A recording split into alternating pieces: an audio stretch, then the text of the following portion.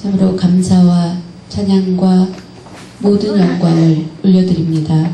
하나님 아버지, 하나님께서 이 예배를 기뻐 받아주실 줄로 믿습니다. 저희들 거룩하고 복된 이 날을 기억하여 기쁜 마음으로 이곳에 하나님 계시는 성전에서 예배를 드릴 수 있도록 귀한 은혜 주신 것 감사드립니다. 예배를 드림으로 우리의 심령이 강건케 하시고 더 주님을 가까이 하고 사랑하는 삶이 되도록 인도하여 주시옵소서. 하나님 아버지, 오늘 주시는 말씀을 듣고자 합니다. 하나님 크신 은혜를 내려주시고 말씀을 통하여서 우리의 심령에 풍성한 은혜를 허락하여 주시옵소서. 속사람이 새롭게 되어서 전보다 더욱더 하나님을 뜨겁게 사랑하게 하시고 그런 능력을 더하여 주시옵소서. 오늘 주시는 말씀을 들을 때 그 말씀을 가장 귀하게 여기고 내 마음의 문을 열고 말씀을 받아서 우리 믿음이 더 자라나서 많은 결실을 풍성히 맺는 우리 모든 성도들이 되게 하여 주시옵소서. 감사드립니다. 하나님 아버지, 또 부족한 저와 함께하여 주실 줄로 믿습니다. 하나님의 말씀을 선포할 때 성령님께서 앞서서 인도하여 주시고 크신 은혜를 내려 주시옵소서. 감사드리며 모든 말씀 예수 그리스도의 이름으로 기도드립니다. 아멘.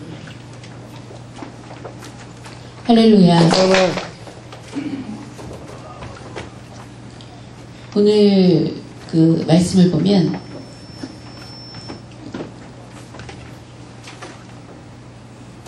예수님을 만난 선구자 수아는 이렇게 표현하는 게 좋습니다. 선구자 세례 요한 라는 제목으로 말씀을 전하고자 합니다. 여러분, 이제 예배 시간 중에 두시면 안 됩니다.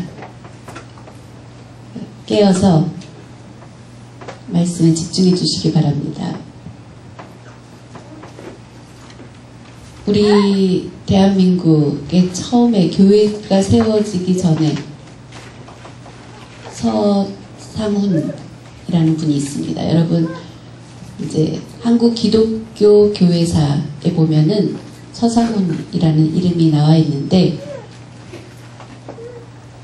그분은 13살 때 부모님이 모두 떠나셨습니다. 13살 때 부모님이 세상을 떠나시고, 그래서 삶의 그런 환경들, 조건들이 아주 좋지 않았습니다. 좋은 환경 가운데에서 그 좋은 부모님을 만나면 참으로 좋지만, 그렇지 못하면 참 어렵게 됩니다.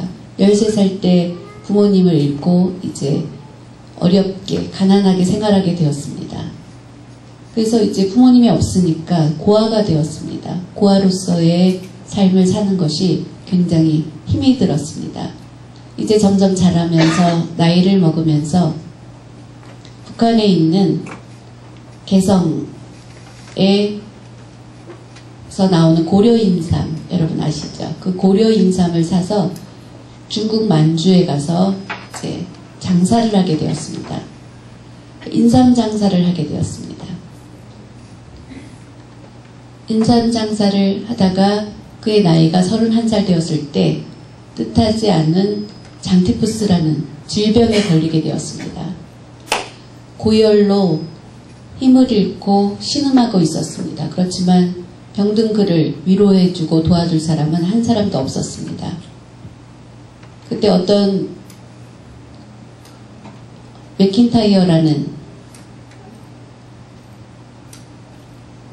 맥킨하이어라는 선교사님이 그를 보고 그를 이제 데려다가 도와주게 됐습니다. 그를 이제 최선을 다해서 간호하고 도와주고 그러면서 그를 위해서 기도해주고 그러면서 그 무서운 질병에서 고침을 얻게 되었습니다. 병이 낫게 되면서 이제 그 선교사님의 전도도 받게 되었습니다. 그래서 서상훈이라는 분은 예수님을 영접하게 되었습니다. 예수님을 만나고 나서부터 그의 삶은 완전히 변화되었습니다. 예수님을 영접함으로 인해서 마음에 기쁨이 있게 되었고 하나님께 영광 올려드리는 일만 생각하게 되었습니다. 어떻게 하면 하나님께 영광을 올려드릴까? 그렇게 생각하면서 전도하게 되었습니다. 예수님을 만나고 난 이후에 그의 믿음은 뜨거워졌습니다. 열심히 신앙생활했습니다. 그래서 1년 후에 세례를 받게 되었습니다. 세례를 받고 그러면서 그의 삶은 완전히 변화되었습니다. 세례를 받고 난 이후에 그의 삶은 완전히 변화된 그런 삶이었습니다.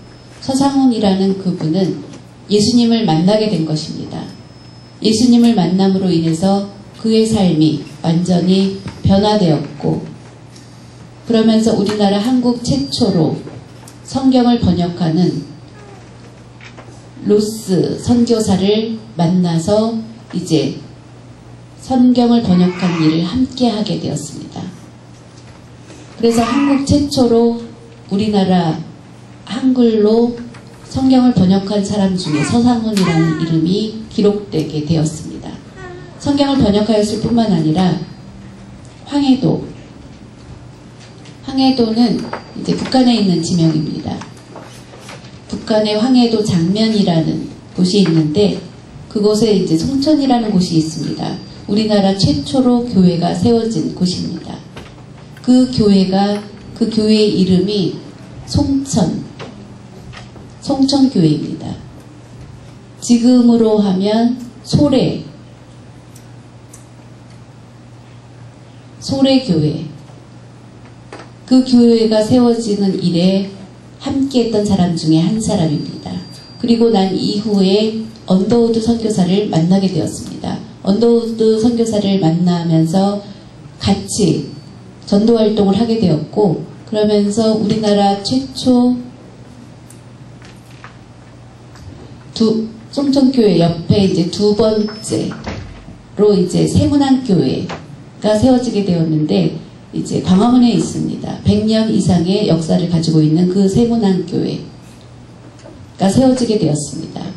처음에 교회가 세워질 때, 그리고 14명이 이제 선교를, 그 교회가 세워지는 초대 멤버였는데 그 14명에게 전도를 한 분이 바로 그분이었습니다. 선교를 하면서 또 봉사하고 그러면서 아무런 욕심 없이 계속 복음을 전하면서 우리나라 전국에 황해도 지역, 그리고 평안도 지역, 그리고 부산까지 가면서 쉬지 않고 전도하는 일을 했던 그분입니다. 그리고 가진 집도 없고 가지고 있는 집도 모두 다 교회를 위해서 바치면서 아주 청빈한 삶을 살았습니다. 그런 것에 대해서 조금도 아쉬워하지 않고 깨끗하게 평생을 그렇게 사시다가 이제 나이가 드셨을 때 언더우드 선교사가 그를 보시고 그 전에 교회를 위해서 자신이 가지고 있는 기와집을 다 팔아서 교회에 바쳤기 때문에 그 당시 그분이 가지고 있던 소유했던 그 기와집하고 똑같이 만들어서 그분에게 줬다고 합니다.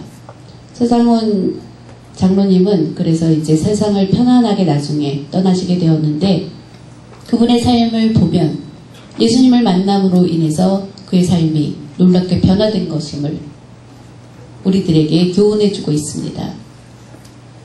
우리 기독교인들, 믿음의 사람, 예수님을 만나면 삶이 변화가 되어야 합니다. 예수님을 만나고 교회에 10년, 20년, 30년 다니면서 또 예수님을 참으로 만나지 못한다면 그의 삶, 그의 신앙생활은 다 헛된 것이 됩니다. 그러면 예수님에 대해서 열정적이 될 수 없습니다. 그냥 있는 대로 그렇게 교회에 다니게 됩니다. 예수님을 만나는 것이 얼마나 중요한 것인지 알 수 있습니다. 누구든지 예수님을 만나면 그의 인생은 변화됩니다. 자신만 변화되는 것이 아니라 그가 같이 사는 가정도 변화됩니다. 또 뿐만 아니라 가정이 변화되면 사회가 변화됩니다. 바로 예수님을 만나면 놀라운 변화가 있게 됩니다. 자신만 변화되는 것이 아니라 가정이 변화되고 그리고 사회도 변화되는 것입니다. 누군가를 만나느냐에 따라서 그 사람의 생각과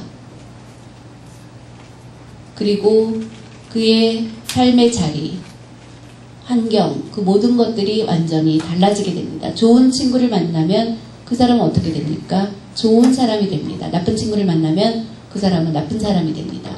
누군가를 만나느냐에 따라서 생각과 태도와 행동들이 변화되는 것입니다. 맞는 말입니다. 좋은 선생님을 만나면 좋은 제자가 됩니다. 나쁜 선생님 만나면 나쁜 제자가 됩니다.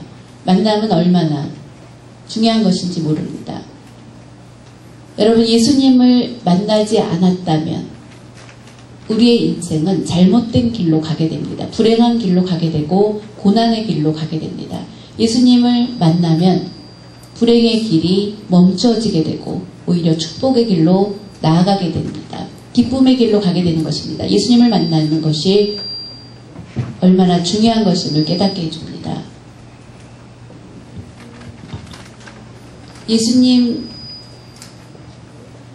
제일 처음에 예수님의 입장에서 만난 사람, 최초로 만난 사람이 누구입니까? 예수님은 40일 동안 금식하시고 그리고 가장 먼저 만난 사람, 바로 세례 요한입니다. 세례 요한을 소개해주고 있습니다. 세례 요한은 예수님의 공생애를 시작하실 때 가장 먼저 처음에 만난 사람이 바로 세례 요한입니다. 세례 요한은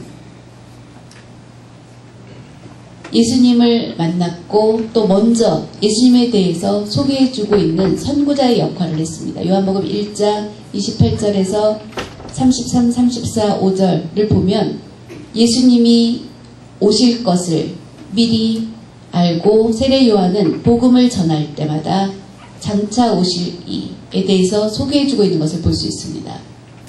세상 죄를 지고 갈 어린 양, 하나님의 어린 양이로다 라고 소개해주고 있습니다.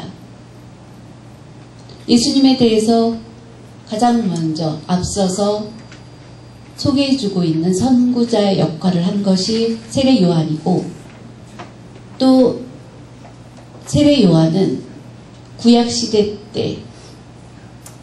때를 덮고 이제 지금 장차 오실 메시아 예수님에 대해서 신약시대에 들어와서 소개해주고 있는 사람이 바로 세례 요한입니다. 그래서 장차 오실 예수님에 대해서 미리 준비한 사람이 바로 길을 닦은 사람이 세례 요한입니다. 세례 요한은 깊이까지는 몰랐지만 장차 오실 예수님에 대해서 알고 있었습니다. 그리고 나는 장차 오실 그분의 신들배를 매기도 감당하기 어려운 자다. 그러면서 예수님에 대해서 앞서서 소개해주고 있습니다. 구약시대 때 끝나고 이제 신약시대를 맞이해서 장차 오실 예수님에 대해서 앞서서 소개해주고 있는 역할을 한 선구자가 바로 세례 요한입니다. 율법의 시대를 마치고 이제는 은혜의 시대의 문을 열어주는 그 일에 앞서서 선구자 역할을 한 사람이 바로 세례 요한인 것입니다. 세례 요한은 예수님을 만났을 때 만남으로 인해서 자신의 생각들이 다 바뀌게 되었고 예수님을 증거하는 일에 힘썼던 사람이 바로 세례 요한입니다.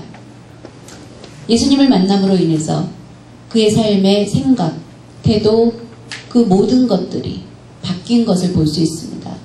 사랑하는 여러분, 여러분이 예수님을 만나면 내 생각이 바뀌어야 됩니다. 나의 태도가 변화되어야 합니다. 나의 자리도 바뀌어야 됩니다. 그런 변화된 모습을 보여줄 수 있는 우리 모두가 되시기 바랍니다. 세례 요한은 예수님이 누구인가에 대해서 어떤 생각을 가지고 있었는지, 누구로 생각했는지, 예수님은 어떤 분으로 믿고 있었는지를 보면 29절 말씀 한번 다 같이 보시겠습니다. 오늘 본문 1장 29절입니다.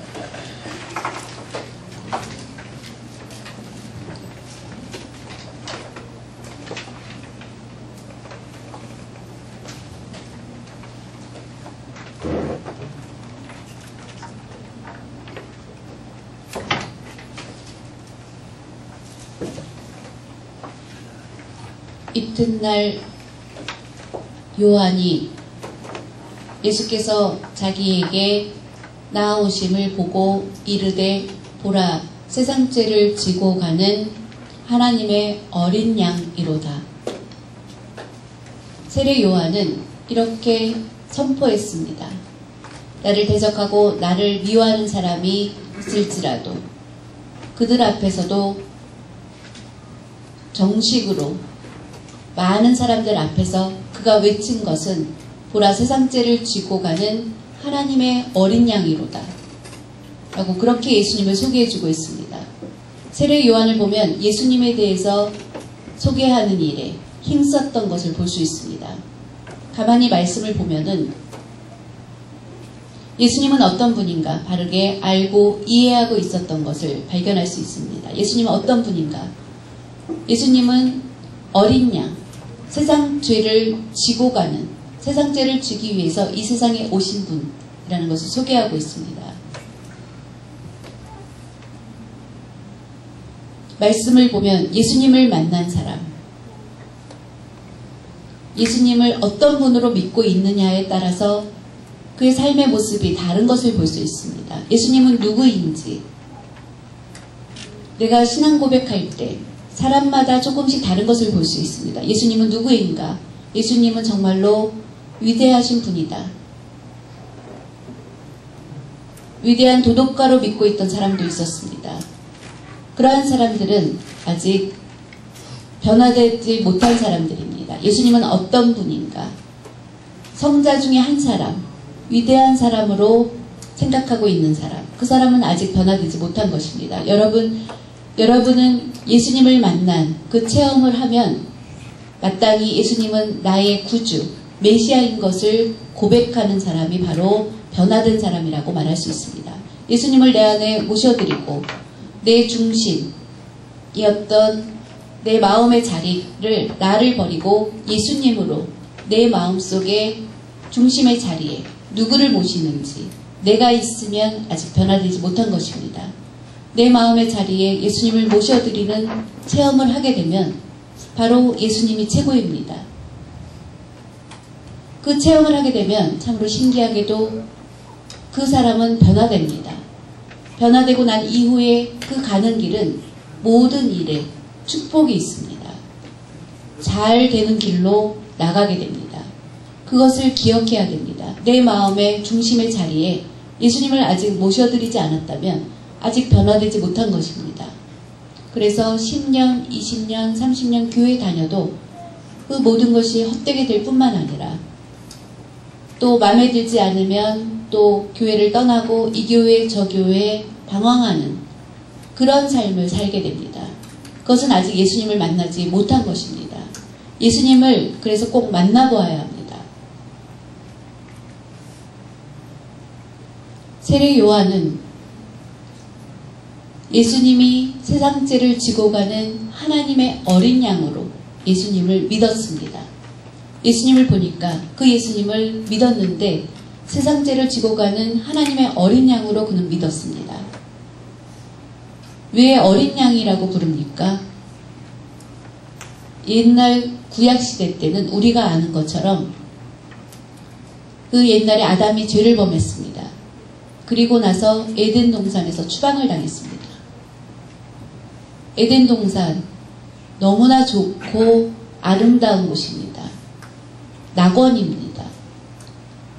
그 낙원, 이 세상에서 지금 찾아볼 수 없는 그런 곳입니다. 그런 에덴 동산에서 죄를 범함으로 인해서 추방당하게 되었습니다. 죄를 범하고 난 이후에 어떻게 되었습니까? 그 죄를 이제 사함받기 위해서 제사를 드려야 됐습니다. 그래서 어린 양을 잡아서 하나님께 바치게 되었습니다.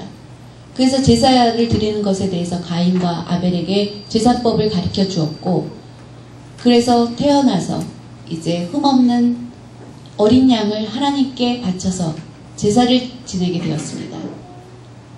개인이 범한 죄를 사함받기 위해서 어린 양을 바치는 것입니다. 그러면서 점점 시대가 흐르게 되어서 이스라엘 사람들은 구약시대에도 계속해서 죄사함을 얻기 위해서 제사를 드려야 됐습니다.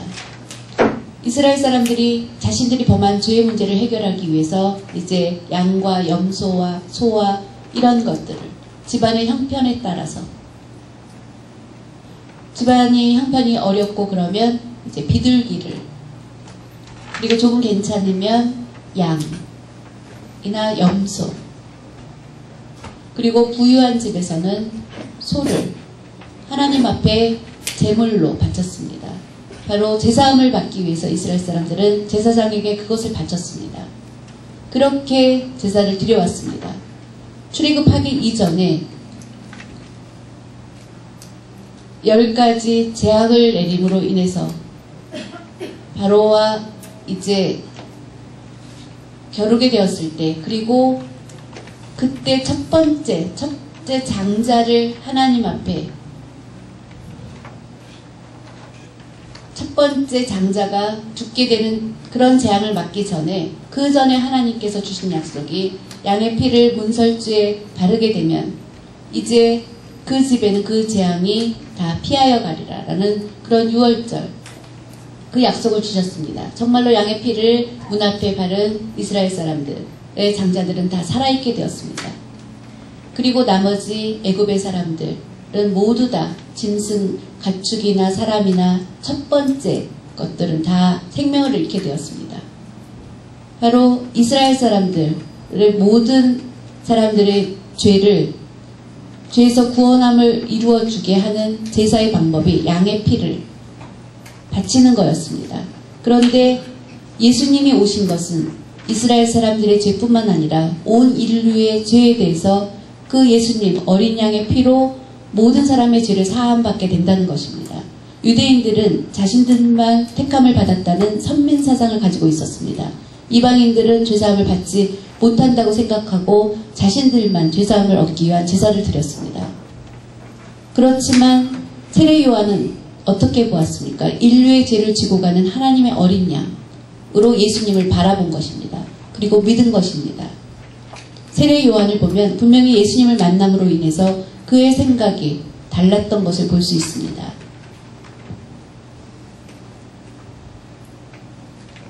이것을 보면 예수님은 어떤 분인지에 대해서 어린 양, 우리의 죄를 대신할 그 어린 양 예수님으로 그는 소개해주고 있는 것을 볼 수 있습니다.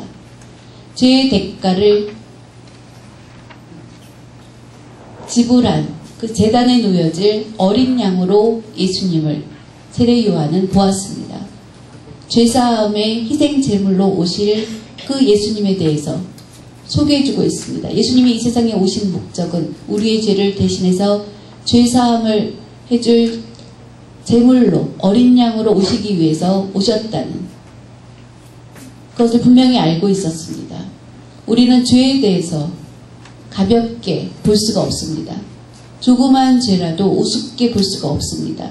여러분, 아담이 죄를 범함으로 인해서 죄를 범하는 그 순간 어떻게 되었습니까? 하나님과 함께 했습니까? 아닙니다. 함께 하다가 하나님께서 그를 떠나셨습니다. 죄를 범함으로 인해서 떠나신 것입니다. 죄는 그래서 우리가 소홀히 여길 수가 없습니다. 예를 들면 문둥병, 나병이 있습니다. 전염되는 문둥병, 나병 환자를 여러분 만날 수 있습니까? 가까이 갈 수 없습니다. 적어도 100m 그 이상 먼 곳으로 격리되어야 합니다.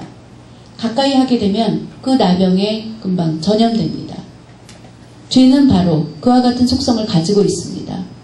죄를 한번 범하는 순간 하나님은 거룩하신 분입니다. 거룩하신 하나님은 죄 가운데 있을 수가 없기 때문에 죄를 범한 인간을 금방 떠날 수밖에 없습니다. 죄는 그렇게 무서운 것입니다.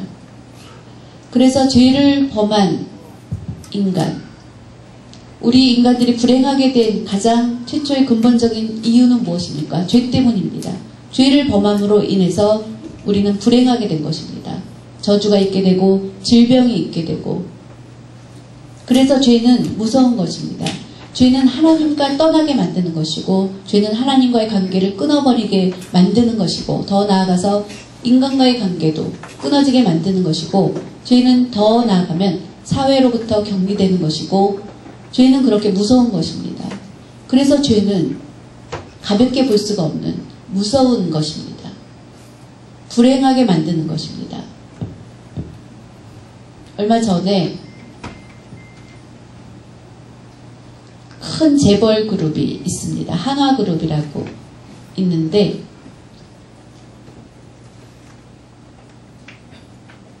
그 하나그룹의 이제 회장 김승현 회장이라는 분이 계시는데 많은 그룹을 거느리고 있고 큰 기업으로 된 그 오너가 이제 재판을 받게 되었고 법의 심판을 받게 되었습니다. 그러면서 또 CJ라는 그룹이 또 문제가 생기게 되었습니다. 여러분, 그런 부끄러운 일들을 당하게 되고 감옥에 가게 되면 얼굴을 들고 다닐 수가 없게 됩니다. 아무리 많은 돈을 가지고 있어도 수없이 많은 사람들, 직원들을 거느리고 있는 힘 있는 그런 그룹의 오너일지라도 죄를 범하게 되면 불행하게 되는 것입니다. 죄를 범하게 되면 아무리 힘 있는 자리에 있어도 그것은 결국 불행하게 되는 것입니다. 비참하게 되는 것입니다.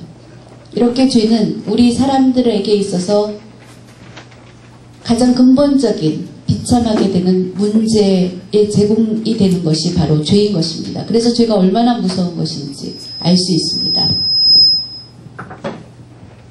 예를 들면 여기 컵 안에 물이 있습니다. 이 물은 굉장히 깨끗하죠. 맞죠? 그런데 이 안에다가 잉크, 조그만 검정 잉크 한 방울만 떨어뜨리면 어떻게 됩니까? 이 물은 까맣게 됩니다. 죄는 그와 같습니다. 그렇게 무서운 것입니다. 죄는 우리의 요즘 가장 우리가 무섭게 여기는 질병 가운데 하나가 암입니다. 죄는 그렇게 암과 같은 존재입니다. 처음에 초기에 조그마한 암은 괜찮습니다. 그런데 그 암이 점점 퍼져서 사기가 되면 온몸에 그것이 전이되어서 회복하기가 어렵습니다. 어렵게 되는 것입니다. 죄를 범하는 순간 그 개인도 영적으로 병에 걸리게 됩니다. 그래서 무서운 것입니다. 죄를 범하게 되면 그 개인이 먼저 영적으로 병에 걸리게 됩니다. 또 뿐만 아니라 그 삶 그리고 사회 모든 평화가 깨지게 됩니다. 그리고 우주적으로도 아픔을 겪게 만드는 그것은 바로 죄입니다. 그래서 저주의 가장 근원이 되는 것, 그것이 죄인 것을 알 수 있습니다. 죄를 한번 범하는 순간 그의 성품도 괴팍하게 되고, 여러분 보십시오. 가인이 죄를 범함으로 인해서 더 악해졌습니다. 그래서 자신의 동생 아벨을 죽이게 되었습니다. 다른 사람을 죽인 것이 아니라 자신의 혈육을 죽이는 어마어마한 무서운 성품으로 바뀌게 되는 것입니다. 죄는 한번 범하게 되면 그 죄의 힘을 우리가 제어하지 못하게 됩니다. 그래서 자꾸 실수하게 되고 자꾸 죄를 범하게 됩니다. 그 죄의 문제를 해결해 줄 수 있는 분이 바로 예수 그리스도 한 분밖에 없다는 것입니다. 어느 누구도 죄의 문제를 해결할 수 없습니다. 예수님만이 하실 수 있습니다. 그래서 하나님 나라의 영광 보좌 가운데 계셨던 그 예수님이 우리를 죄에서 구원하시기 위해서 하나님의 뜻을 받아서 하나님의 계신 그 영광의 자리를 떠났습니다. 그 높은 곳에서 가장 낮은 곳으로 오셨습니다. 우리를 죄에서 구원하시기 위해서 이 땅에 태어나셨습니다. 바로 우리의 죄의 문제, 우리 스스로 해결할 수 없는 그 죄의 문제를 예수님께서 대신 지시고 십자가에 못 박히시게 되었습니다. 그 십자가에 못 박히심으로 인해서 우리의 죄의 문제를 해결한 바인 것을 믿으시기 바랍니다. 나의 힘을 믿고 죄의 문제를 해결할 수 없습니다. 내가 가지고 있는 것으로 죄의 문제를 해결할 수 없습니다.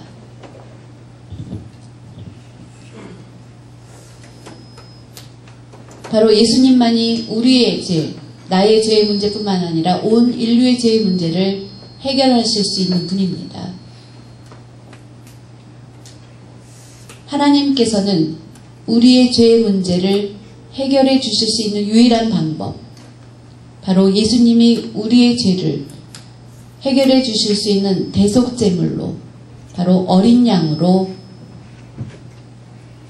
그 예수님이 우리의 죄를 담당해 주신 것입니다. 세례 요한은 예수님을 보고 구약 시대 때 사람들이 가졌던 그 시각하고는 아주 다르게 유대인들만 선택받은 것이 아니라 온 인류를 죄에서 구원하시기 위해서 오신 그 예수님으로 그는 바라본 것입니다. 세례 요한을 보면 세상 죄를 위해서, 인류의 죄를 위해서, 그 죄의 문제를 해결하기 위해서 오신 분으로 그는 바라보았습니다. 유대인의 입장에서 보면 우리 한국 사람들도 다 이방인입니다. 이방인이라는 것은 약간 무시한 듯한 그런 의미를 가지고 있습니다. 그런데 세례 요한은 보면 유대인뿐만 아니라 이방인들까지도 모두 죄의 문제를 해결해 주실 분으로 예수님을 바라보았습니다. 지금 우리 한국교회는 놀라운 발전을 했습니다. 한국교회는 이렇게 부흥 발전할 수 있었던 것, 바로 복음이 증거됐을 때 그 복음을 받아들이고 많은 교회들이 세워지게 되었습니다. 우리의 죄를 회개하기 위해서 늘 기도하고, 유대인들이 매일매일 기도하는 것처럼 가장 기도 많이 하는 사람들이 유대인들과 우리 한국이라고 생각이 듭니다. 우리 한국이 매일매일 새벽마다 기도하는 것으로는 전 세계에 없는 유일한 국가가 바로 한국이라고 저는 생각합니다. 하나님께서 우리 대한민국을 그래서 축복해 주실 거라고 믿고 있습니다. 지금은 어려운 환경 가운데 있지만 반드시 통일이 될 거라고 믿습니다. 북한은 서서히 이제 무너지고 있습니다. 통일이 되면 이제 우리는 선교해야 됩니다. 그리고 하나님께서 이 나라를 축복해 주셔서 전 세계의 이목을 받는 국가로 우리나라를 분명히 높여주실 날이 분명히 올 것이라고 믿습니다. 그것을 믿으십니까? 믿어야 합니다. 그러면 믿음대로 하나님은 이루어 주십니다. 적은 국가지만 놀라운 국가입니다. 그런 축복을 받는 그런 놀라운 국가가 될 것을 분명히 우린 기억해야 됩니다. 세례 요한을 보면 예수님을 볼 때 그는 하나님의 어린 양이라고 소개해주고 있습니다. 예수님은 어떤 분인가? 세례 요한은 예수님을 바라볼 때 특별하게 택함받은, 특별한 사람으로 볼 수 있는 택함받은 종이었던 것을 볼 수 있습니다. 세례 요한은 예수님을 분명히 바라본 것을 알 수 있습니다. 말씀을 보면 1장 30절 다 같이 보시겠습니다.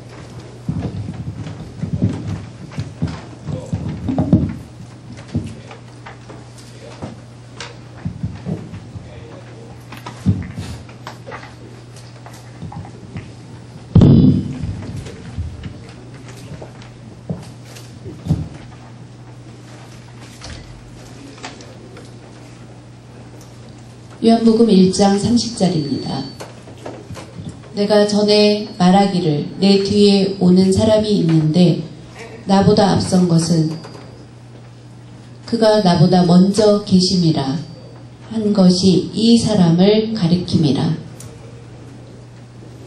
15절 한번 다 같이 보시겠습니다. 내가 전에 말하기를. 15절입니다.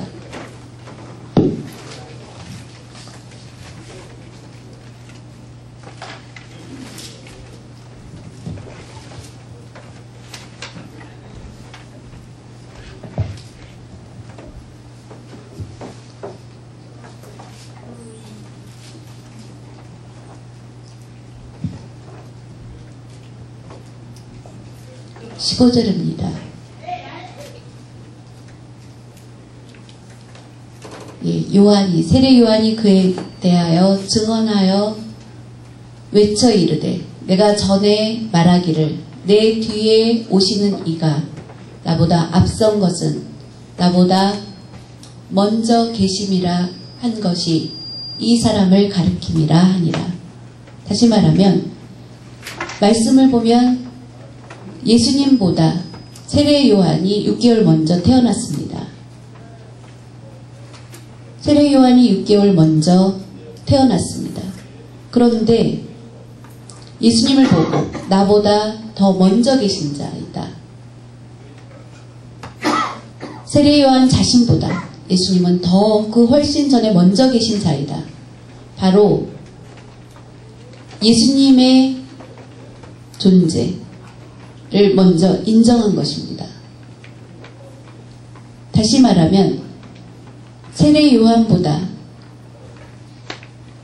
가장 먼저 있는 아브라함이 세례 요한보다 훨씬 더 먼저 있는 분입니다. 그런데 그것보다도 더 먼저 계신 분이 예수님이라는 것입니다. 예수님이 아브라함보다 더 먼저 계셨던 분, 그 예수님에 대해서 소개해주고 있는데 세례 요한은 그것을 어떻게 합니까? 1장 1절 2절 말씀을 보면 요한복음 1장 1절 2절 다 같이 보시겠습니다. 요한복음 1장 1절 2절입니다.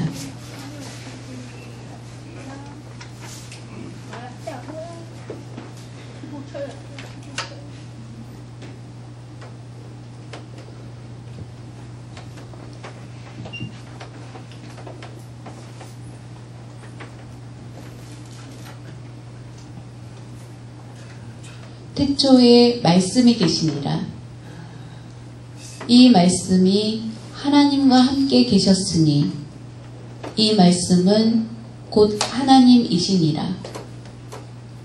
그가 태초에 하나님과 함께 계셨고, 여러분 1절을 보면 태초에 말씀이 계시니라 라고 기록하고 있습니다. 이 말씀이 하나님과 함께 계셨으니 이 말씀은 곧 하나님이시니라. 말씀이 곧 하나님. 그 말씀이 곧 하나님이라고 하는 그분은 누구입니까? 바로 예수님입니다. 태초에 바로 예수님이 계셨다는 것입니다. 아브라함보다 그 이전에, 노아보다 그 이전에, 아담보다 그 이전에 계셨던 분으로 세례 요한은 예수님을 보고 그것을 알고 있었던 것입니다. 그래서 요한복음 1장 15절 또 30절에 그렇게 소개해주고 있습니다. 예수님이 나보다 앞선 자이다. 내가 세상적으로 보면 6개월 먼저 태어난 형입니다. 그렇지만 예수님하고 세례 요한은 사촌 사이입니다. 세상적으로 보면 사촌 사이고 6개월 먼저 태어난 형이지만 그 예수님은 보통 우리와 똑같은 사람이 아니라는 것을 알고 있었습니다. 그래서 그 예수님이 귀한 분임을 알아보는 눈이 있었기 때문에 그의 일생은 바뀌었고, 그래서 세례 요한은 예수님을 만나고 난 이후에 예수님은 하나님의 아들입니다라고 증거하고 선포하게 되었습니다. 세례 요한은 세례를 받는 그 예수님의 모습을 보고 하늘로부터 들리는 하나님의 음성을 들었습니다. 그냥 깜짝 놀랐습니다. 이는 내 사랑하는 아들이요. 그 음성을 듣고 난 이후에 예수님은 어떤 분인지를 바르게 알고 있었고 그는 하나님의 아들입니다라고 증거하고 다닌 것입니다. 여러분 말씀을 보면 34절 다 같이 보시겠습니다. 1장 34절입니다.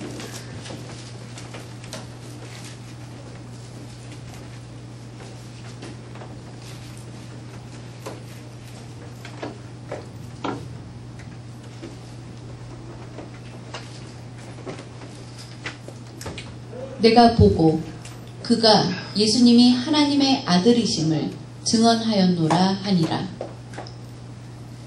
이렇게 선포했습니다. 여러분 예수님을 만나면 예수님이 어떤 분인지 바르게 알게 되고 그러면 믿음 생활을 잘 감당할 수 있게 됩니다. 예수님을 만나지 못하고 그냥 교회 다니면 그것은 형식적으로 그냥 다니는 것입니다. 그러니까 아무 생각 없이 내 감정에 따라서 기분 좋으면 들어가고 아니면 그만두고, 이것은 내 중심적인 것입니다. 그것은 무늬만 믿는 사람인 것입니다. 정말 그 안에는 예수님을 정말로 영접하지 아직 못한 것입니다. 그래서 기분 나쁘면 교회에 빠지고 기분 좋으면 교회에 오고 아직 내 안에 예수님을 영접하지 못한 것입니다. 만나지 못한 것입니다. 내 안에 예수님을 영접한 사람은 누가 나를 비난해도 참을 수 있습니다. 어려운 시험이 와도 넉넉히 이길 수 있는 힘이 있습니다. 왜냐하면 예수님이 당하신 고난 비교하면 내가 만나는 고난은 아무것도 아닌 것임을 알기 때문입니다. 그래서 예수님의 고난을 생각하면 어떤 것도 참을 수 있습니다. 그것이 바로 믿음의 사람인 것입니다. 예수님을 만나면 참으로 신기한 것이 내가 열등감을 가졌던 것에서도 생각이 바뀌어서 담대하게 바뀝니다. 전에는 사람을 만날 때 늘 소극적이었습니다. 그런데 예수님을 만나고 난 이후에 생각이 바뀝니다. 적극적인 사람으로 바뀌게 됩니다. 참으로 놀라운 변화가 일어나게 되는 것입니다. 또 뿐만 아니라 늘 염려하다가 예수님을 만나고 난 이후에는 그 염려가 사라지고 기쁨이 충만하게 됩니다. 염려가 변하여서 기쁨이 됩니다. 그리고 마음이 평안하게 되고 그리고 고민하고 그랬던 것에서 이제 바뀌어서 환호할 수 있게 됩니다. 할렐루야 하게 됩니다. 전에는 그렇게 하지 못했습니다. 그런데 예수님을 만나고 난 이후의 사연이 할렐루야 하게 되고 기뻐하면서 찬양하게 됩니다. 그리고 절망 가운데 있던 사람이 예수님을 만나고 난 이후에는 소망을 갖게 됩니다. 희망을 갖게 됩니다. 우리 동아인들 보면 절망 가운데 있는 사람이 많습니다. 그런데 예수님을 만남으로 인해서 희망을 갖게 됩니다. 그것은 기적인 것입니다. 하나님의 은혜만으로 되어질 수 있는 일입니다. 여러분 꼭 예수님을 만나시기 바랍니다. 예수님을 만나면 놀라운 축복을 받게 됩니다. 저주에서 축복으로 바뀌어지게 됩니다. 바로 예수님을 만나는 것 하나 때문입니다.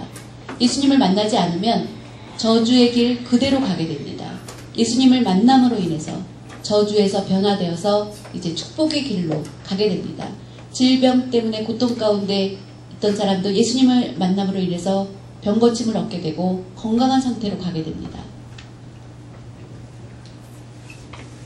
예수님을 만난 것 하나로, 믿는 것 하나로 지옥에서 천국으로 바뀌어지는 것입니다. 얼마나 놀라운 축복입니까? 우리가 죄를 범하니까 마땅히 우리는 지옥에 가야 될 사람들입니다. 그것이 우리들입니다. 그런데 예수님을 만나고 믿음으로 이제 지옥에 가지 않게 됩니다. 얼마나 놀라운 일입니까? 요한복음 5장 24절 다 같이 보시겠습니다.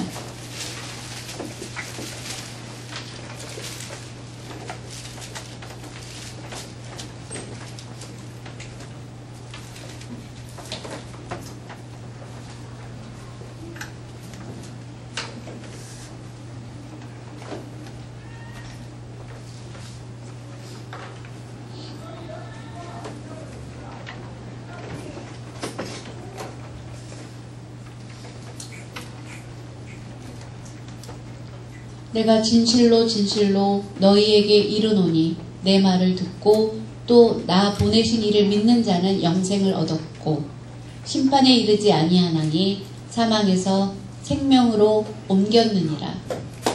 아멘.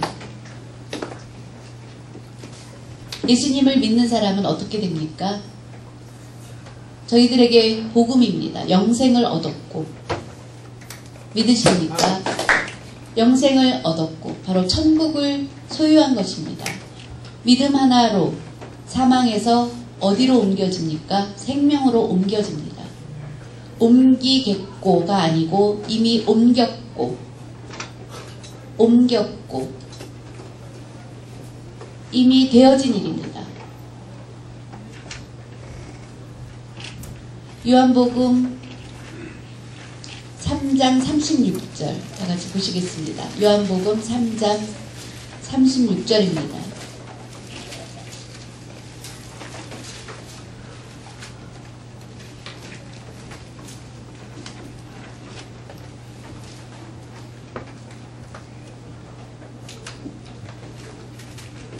요한복음 3장 36절 말씀입니다. 아들을 믿는 자에게는 영생이 있고 아들에게 순종하지 아니하는 자는 영생을 보지 못하고 도리어 하나님의 진노가 그 위에 머물러 있느니라. 여러분 분명히 이렇게 말씀해주고 있습니다. 여러분 아들을 믿는 자에게 무엇을 주십니까? 영생을 주시고 놀라운 축복의 말씀입니다. 영생,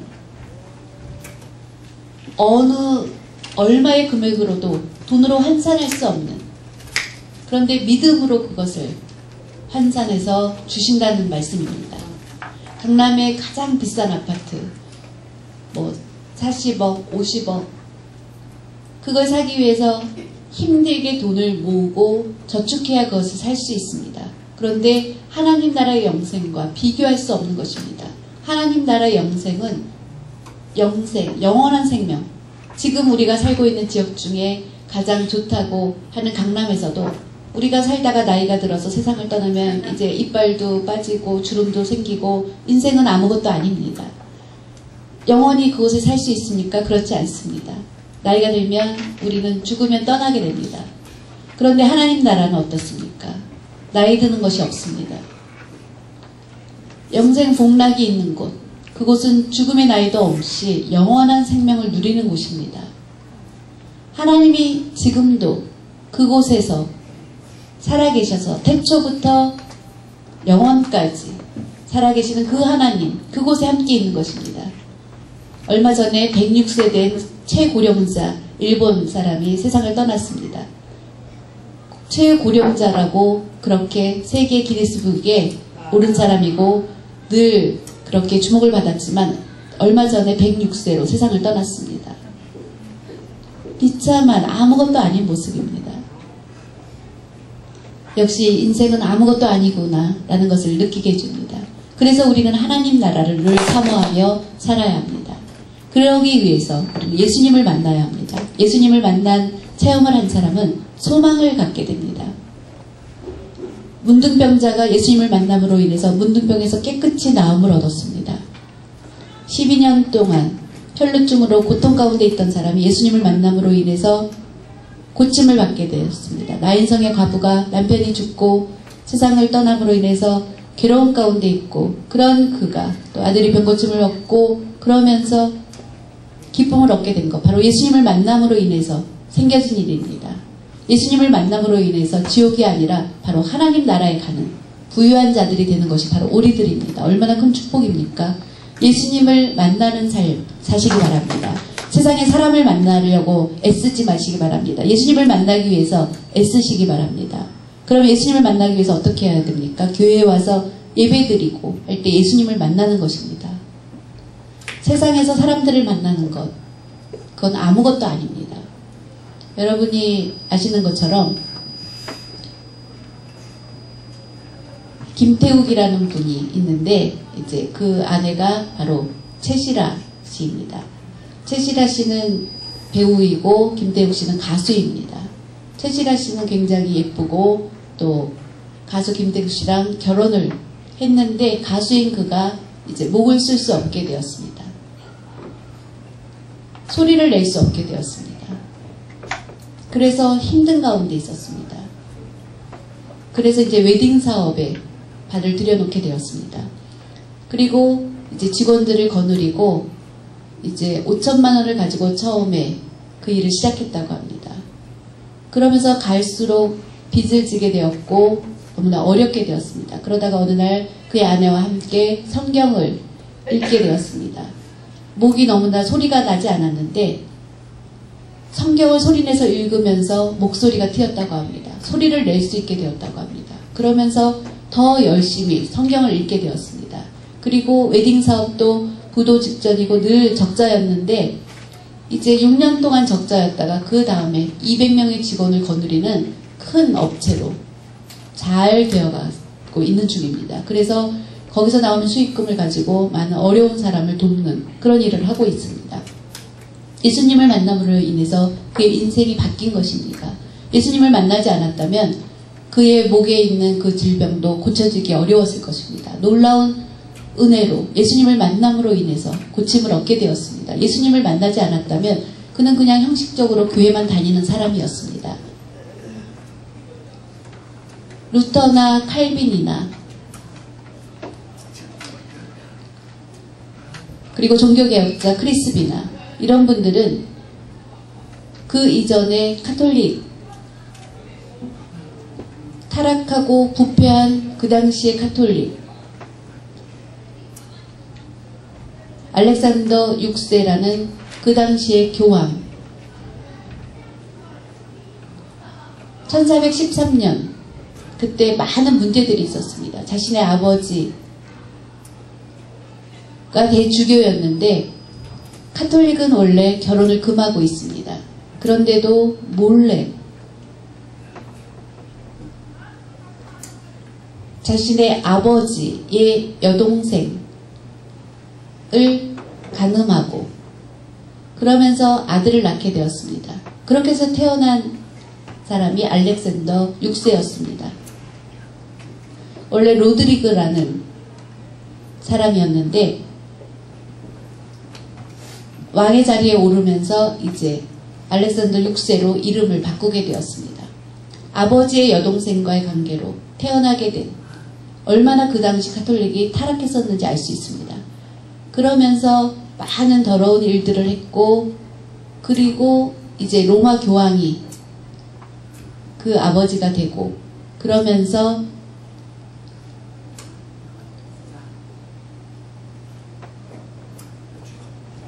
발렌시아 대주교로 25세 때 대주교로 뽑혔는데, 그는 음행한 그런 많은 죄를 범했고 말할 수 없는 타락한 그런 삶을 살았습니다. 그리고 자신의 자리를 지키기 위해서 많은 좋지 않은 일들을 했습니다.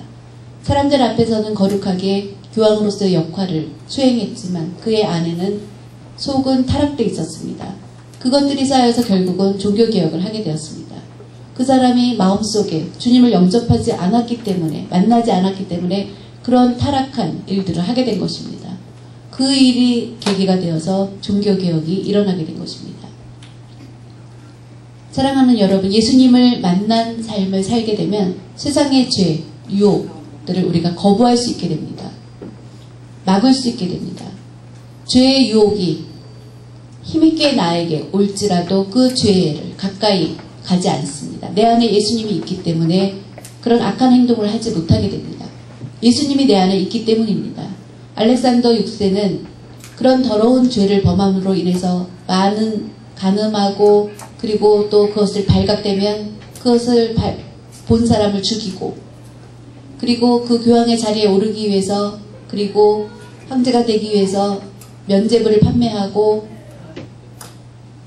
그러면서 그 중에 반대하는 사람이 있으면 그리고 뇌물을 주고, 그리고 정략 결혼을 하고 이러면서, 그래서 결국은 그는 나중에 매독에 걸리게 되었습니다. 무서운 그 당시의 질병에 걸리게 되었습니다. 그리고 그 가정에 그 매독이 모두 다 번지게 되었습니다. 하나님의 그런 심판을 받았습니다. 그래서 결국은 칼빈과 루터, 쯔빙글리 이런 사람들이 종교개혁을 하게 되었습니다. 하나님의 방법으로 그렇게 카톨릭이 타락한, 부패한 것들, 그런 것들을 정리시켜 주셨습니다.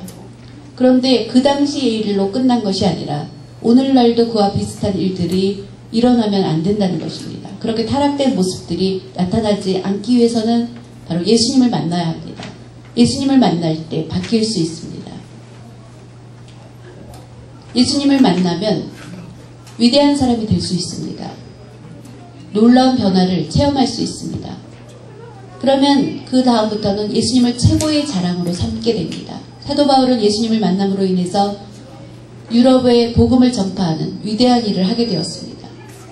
바울은 놀라운 일을 하게 되었습니다. 그리고 예수님을 만남으로 인해서 프랑스를 변화시킨 사람, 복음화시킨 사람, 다 예수님을 만나고 난 이후에 생겨진 일입니다. 미국도 예수님을 만남으로 인해서 많은 사람들이 일어나서 기독교 국가가 될 수 있었습니다. 허드슨 테일러, 예수님을 만남으로 인해서 중국을 복음화시키는 그런 위대한 일을 했습니다. 중국은 지금 기독교인의 숫자가 1억이라고 합니다. 그런 놀라운 일이 일어나게 된 것입니다. 예수님을 만남으로 인해서 그런 큰 일들을 할 수 있고 세계를 변화시킬 수 있는 일꾼이 될 수 있습니다.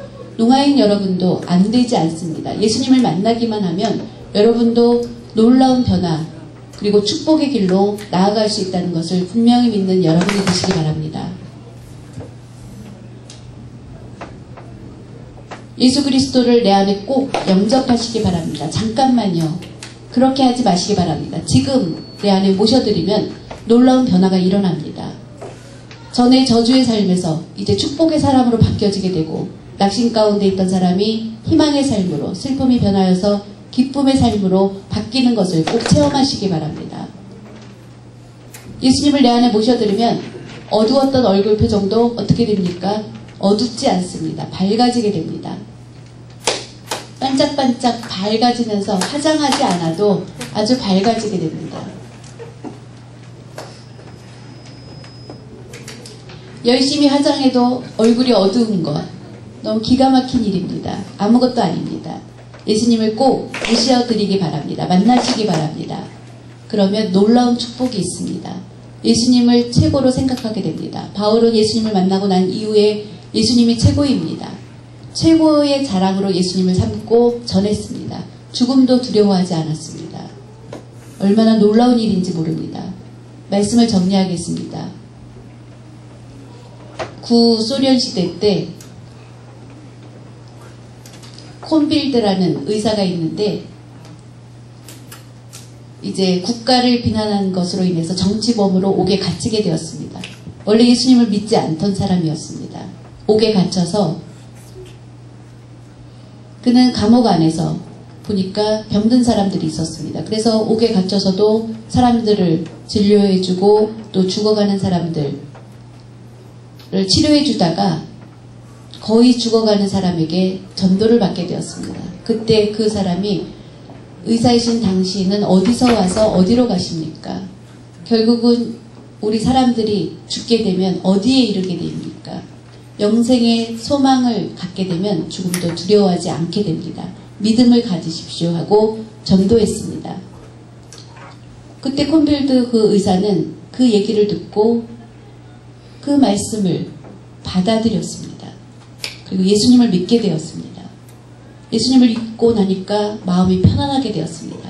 그리고 감옥 안에서 병든 자들을 고쳐주고, 그리고 무서운 질병, 암에 걸린 사람도 있게 되었습니다. 그래서 급하게 수술을 해야 될 상황이 되었을 때 그를 또 수술해주게 되었습니다. 그런데 감옥 안에서 누군지 모르지만 갑자기 누군가의 자해로 해서 이제 죽게 되었습니다. 그런데 암을 수술해줬던 그 콘빌드가 수술을 해주었던 그 암 환자가 다시 회복되게 되었습니다.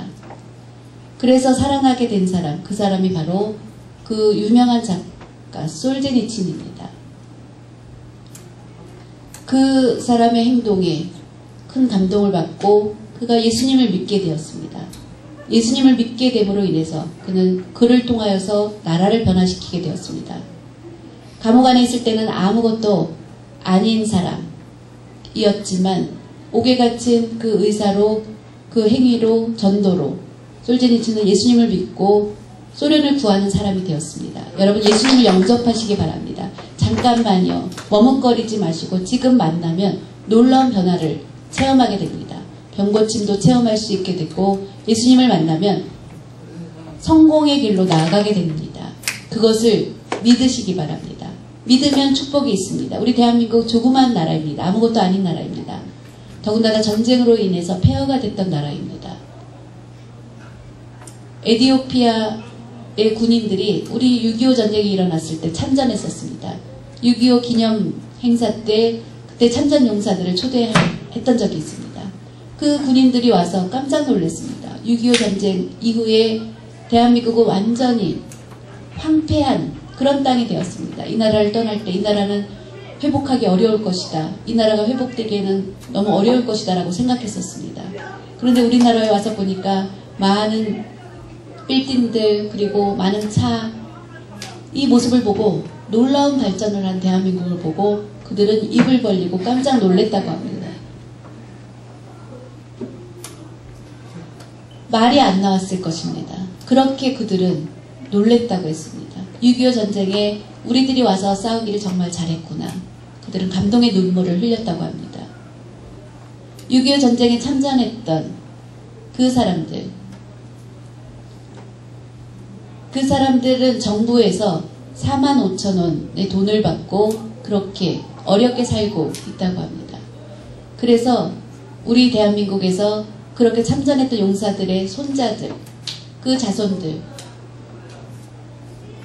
장학금을 지불하고 하는 사업을 한다고 합니다.